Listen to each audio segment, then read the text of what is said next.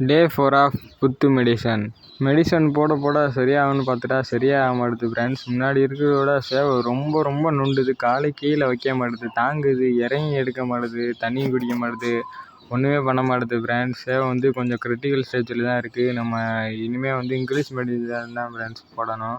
நம்ம நாட்டு மெடிசன் போட்டு ரெக்கவர் பண்ண முடியாதா அப்படின்னு சொல்லிட்டு கேட்காதீங்க. நாட்டு மெடிசன் போட்டு ரெக்கவர் பண்ணலாம். அது ஃபஸ்ட்டு ஸ்டேஜ், செகண்ட் ஸ்டேஜ் உள்ளது கூட ஓரளவு ரெக்கவர் பண்ணலாம் ஃப்ரெண்ட்ஸ். இது வந்து தேர்ட் ஸ்டேஜ் மாட்டைக்கு தான் தெரியுது எனக்கு.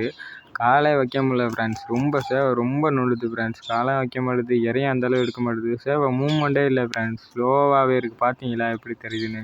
ஸ்லோவாக அப்படியே ஒரே இடத்துல நிற்கிது. ஒரே இடத்துல தான் நிற்கிதே தவிர நேற்று சாப்பிட்ட இறை இன்னும் செமிக்காமல் இருக்குது ஃப்ரெண்ட்ஸ். சேவை எப்போவுமே திறந்து விட்டோன்னே கூண்டுக்கு வெளியே தான் ஃப்ரெண்ட்ஸ் வரும். இப்போ வந்து நான் திறந்து விட்டேன், சேவை கூண்டை விட்டு வெளியே வரவே இல்லை. ஏன்னா அந்தளவு அதுக்கு காலில் வலி இருக்குது ஃப்ரெண்ட்ஸ். அதனால் அது வெளியே வரவே இல்லை.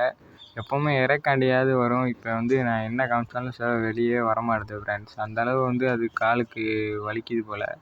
வேறு வழியே இல்லை ஃப்ரெண்ட்ஸ். நம்ம நாளையிலேருந்து இங்கிலீஷ் மெடிசன் பண்ணுறது தான் நமக்கு வந்து நல்லது.